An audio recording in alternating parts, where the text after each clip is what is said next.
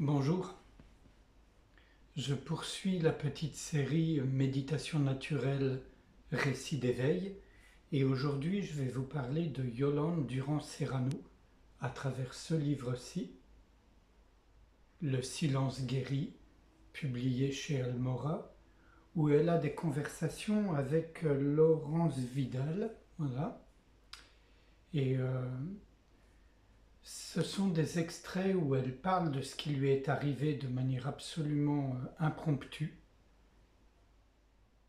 et de comment elle le vit au quotidien. Enfin, deux courts extraits. Je vous remercie, je chausse mes lunettes et c'est parti. Donc le premier extrait est au tout début en fait et s'appelle « Où sont passées mes pensées ?» Cet extrait sera un peu plus long que le suivant. Voilà. Donc, Yolande raconte ce qui lui est arrivé. C'était au mois d'août, en 2003. La journée avait débuté comme n'importe quelle journée d'été. Mon fils était sorti, j'étais seule à la maison, à m'occuper de choses et d'autres. Et puis voilà que je l'ai remarqué. Laurence. Remarqué quoi? Yolande. C'était comme un silence dans ma tête. Oui, un silence frappant. Où étaient passées mes pensées? Il y avait cet espace, cet intervalle entre les pensées qui les faisait passer au second plan, comme si elles ne m'appartenaient plus, ou en tout cas n'avaient plus de pouvoir sur moi. Je sentais une légèreté, un bien-être, l'impression d'être en phase, connecté avec moi-même comme je ne l'avais jamais été, connecté à quelque chose d'inexplicable, d'inexprimable, ce silence. Je me suis demandé ce qui m'arrivait et j'ai commencé d'observer. Et, demande Laurence, Yolande, ce que je ressentais, c'était une modification de mon fonctionnement intérieur. À la vitesse de l'éclair, quelque chose m'était tombé dessus, quelque chose que je n'avais pas vu arriver, pas même s'installer. Et cette chose, entre guillemets, qu'aucun mot ne peut décrire, avait pris le pouvoir sur tout. Laurence, tu n'as rien vu arriver? Yolande, rien. Je n'ai pu que constater que tout était différent. Sur le moment, c'est ce silence qui m'a frappé. Dans les jours qui ont suivi, je me suis rendu compte que je ne vivais plus les choses comme avant. Les 1000 détails qui dans une journée m'agaçaient, une porte qui claque, les clés qui disparaissent juste comme on s'apprête à sortir, une préoccupation ou une autre, tous ces micro-événements qui m'agaçaient en permanence sans même que je le remarque, tout ça ne me dérangeait plus. Je constatais, tiens, la porte est mal fermée, les clés ne sont pas dans ma poche. J'allais fermer la porte, je me mettais à chercher les clés, et je ne trouvais rien à y redire. Les choses étaient ce qu'elles étaient. Ma façon de les percevoir, d'y réagir, avait changé. Laurence, tu ne réagissais plus en fait.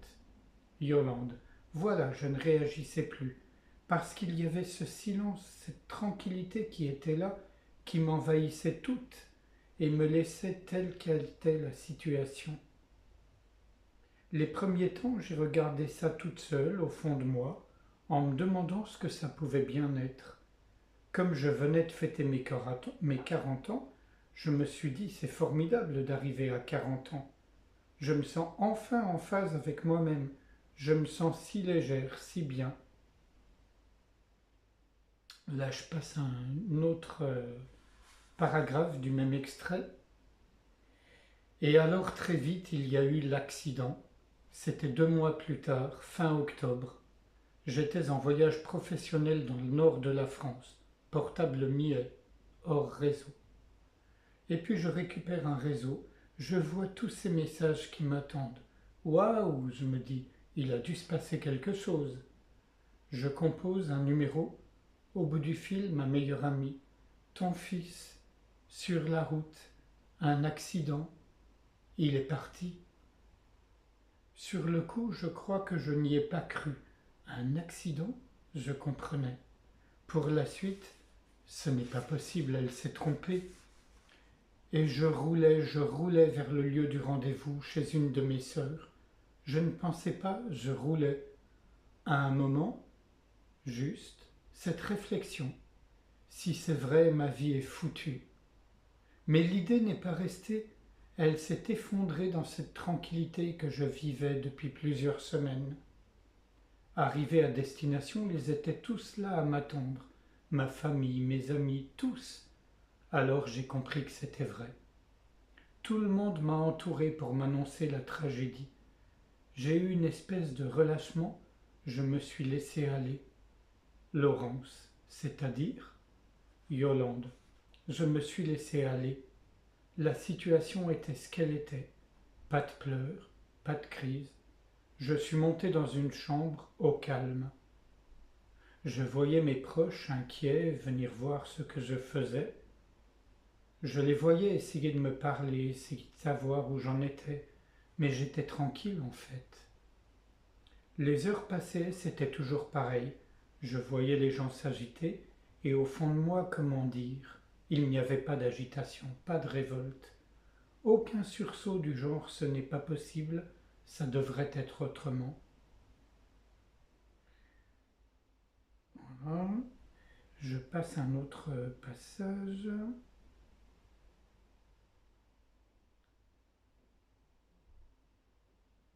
Je sentais l'émotion qui arrivait, elle était là, mais je n'avais pas le pouvoir de me l'approprier. Alors elle continuait sa route, elle passait. Laurence. Donc cette neutralité n'est pas une indifférence? Yolande. Rien à voir avec ça.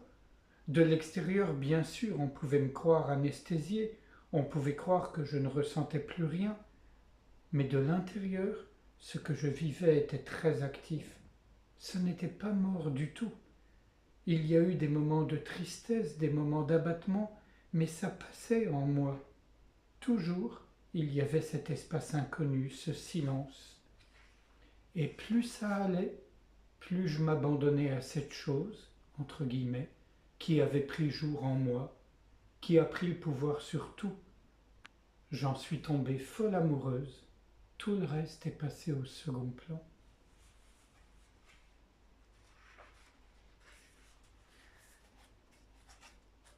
Et un deuxième extrait dont le titre est précisément Tout est passé au second plan. Laurence, cette chose entre guillemets dont tu parles qui t'a saisi un jour de l'été 2003 et ne t'a plus lâché depuis, peux-tu mettre des mots dessus? Tu évoques silence, puissance, bienveillance. Yolande, c'est très difficile vraiment. Cette chose invisible est indicible. Elle se manifeste par ce silence impressionnant, par une intensité, une puissance, une douceur. Mais ça, déjà, c'est dans le second plan, dans la manifestation. Cette chose est avant la manifestation. Elle est avant ce que je croyais être moi, avant ce que je croyais être la réalité au dehors, comme au dedans de moi-même.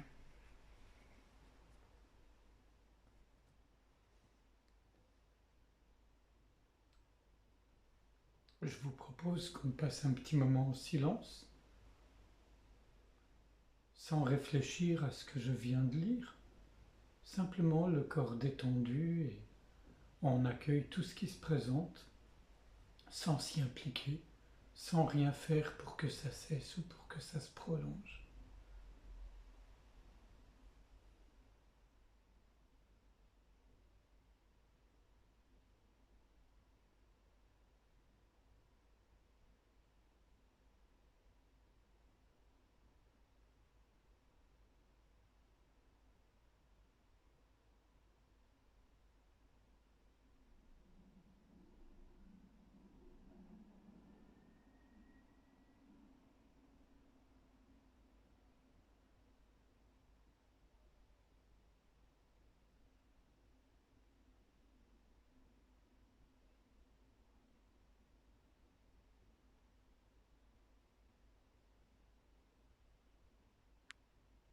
Merci.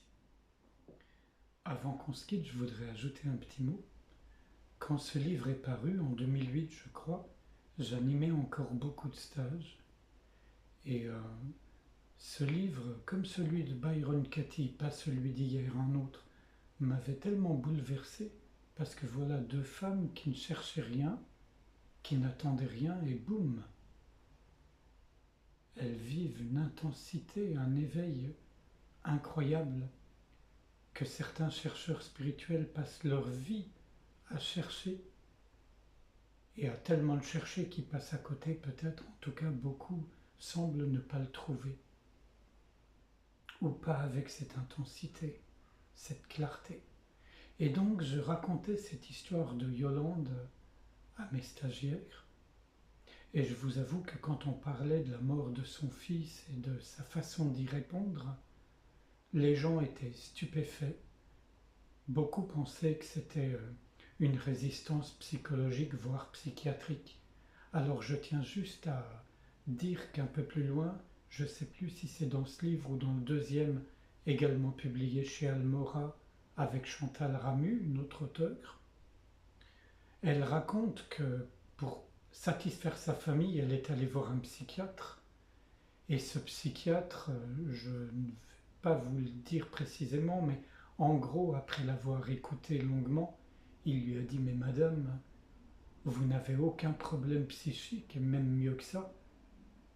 Je crois bien n'avoir jamais rencontré quelqu'un d'aussi heureux et qui ait vécu une telle expérience. » Évidemment, ce que le psychiatre ne pouvait pas comprendre peut-être à ce moment-là, et peut-être même Yolande non plus, je ne me souviens pas, c'est que ce n'était pas une expérience. L'expérience, c'est ce qui l'a fait basculer de moi-je, quelqu'un de très speed, etc., à ce silence incroyable au sein duquel elle peut voir le moi faire ce qu'il a à faire, les pensées surgir, les émotions surgir, mais où rien ne se fixe. Yolande est un ciel grand ouvert. Nous aussi, à nous de le reconnaître. Merci, à bientôt.